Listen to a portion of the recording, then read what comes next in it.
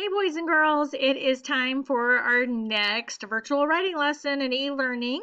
I love reading all the topics that you have proposed, and I'm really excited to watch you turn these into amazing narratives and stories.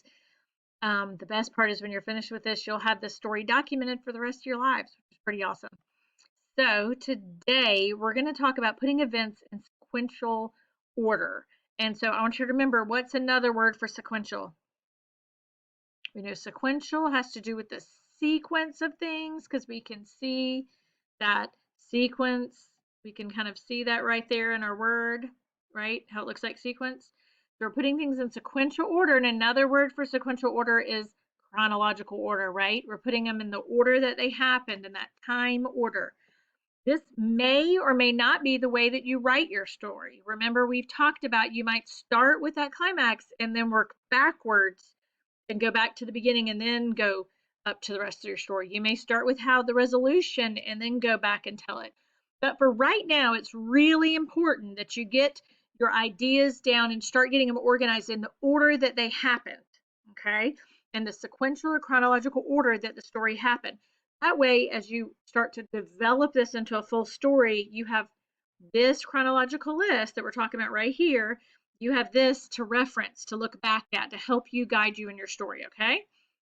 All right, so most of the time narratives are in chronological order. We've talked about that. So what we're gonna do is we're gonna list the main events of our story just in a quick list. So here's some things to think about when you write your list. One, you can use some abbreviations. They don't all have to be complete sentences, although it needs to be enough information that when I read it, I know what happened. I know what the event of the story is, okay? But so I want you to make sure that you provide enough information for me to understand your story, and then also enough that when you go back and reference it, you don't have to wonder, what was I talking about there? You remember it, okay? All right. You want to have at least 7 events. How many? Right, which means 7 or more. Exactly, you're brilliant. All right, and then you probably don't want to have any more than 16 events. If you get more than 16 events, you're probably running into a watermelon. And remember, we don't want to write a watermelon. We want to write what?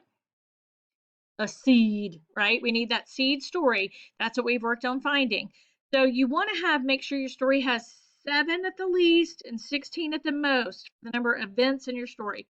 If you have less than 7, you're going to have a hard time really developing a well-rounded narrative for this assignment. If you have more than 16, you're going to end up writing a chapter book for me, okay? And that's not this assignment. I would love for you all to become famous novelists. And then you can come and make cameos in my Screencast-O-Matic videos that I teach, or better yet, in person teaching my future students one day. And I can be like, oh, I taught this amazing author, right? That would be so cool. Anyway, here we go. So my story, we all know my story now, right? Elizabeth, Robin, and myself, about 6 years old, wandering in the woods. Here we go. So if we look at my events over here, okay, these are my events, not yours, okay, but I'm just showing you kind of how we would set it up, right? Number 1, we went into woods with Robin and Elizabeth behind E's house. Who's E? Right? E's Elizabeth. I know that, so I can use that abbreviation there, right? 2, walked on a path, saw a hole in the ground. E said it was a chipmunk, right? 3, Robin and I said it was most likely a snake hole and to leave it alone. We were all wrong. 4, E stuck her foot in the hole to prove us wrong. Big mistake. 5, E started screaming. R and I, meaning Robin and I, could see 2 yellow jackets on her knees. 6, we told her to move. 7, Yellow Jacket started pouring out of the top of her shirt in a horrific way. 8, you know who that is texting me? One guess. You're right, Miss Boone. 8, she was screaming in terror. 9, we didn't know what to do. I mean, we were 6, really, right? 10, I ran to the house to get her mom. Robin and I tried to get the hose, but we couldn't because we weren't strong enough, because hoses are heavy. That's why firemen and women are in such excellent shape, and we don't have 6-year-olds as firemen and women. Hoses are heavy. 12, her brother started the hose and to hose her down, and her mom tore her clothes off. 13, she went to the hospital and then recovered, right?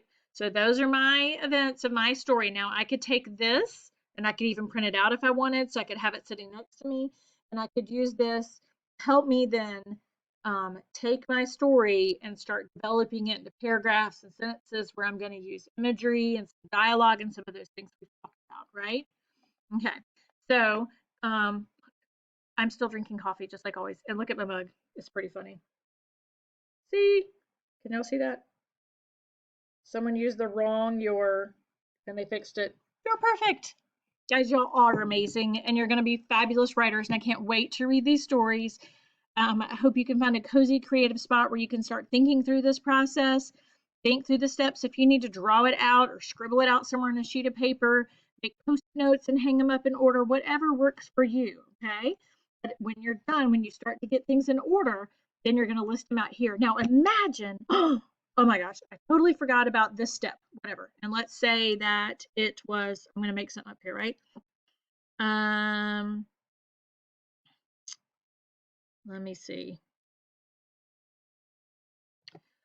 So I thought of a step here, right? I can just go back and insert it in here, and I could say, Robin and I discussed what to do, right? We didn't know what to do, so we had this like frantic discussion, wasn't really discussing like talking, but this frantic panic about what in the world we were going to do. How are we going to solve this problem, right? So I can just go back up in there and insert that if I remember that event. And then because it's a handy dandy numbered list here, change the numbers for me. Okay. All right. So this is your goal today is I want you to go to slide. It should be slide 24. If your numbers are in different order, it's the slide entitled Putting Events in Sequential Order. And this is the only slide you're going to work on today is this one. Okay. Yours is obviously not going to look just like mine. Right now, I want you to open up your Google Narrative Writing slides, put your events in sequential or chronological order.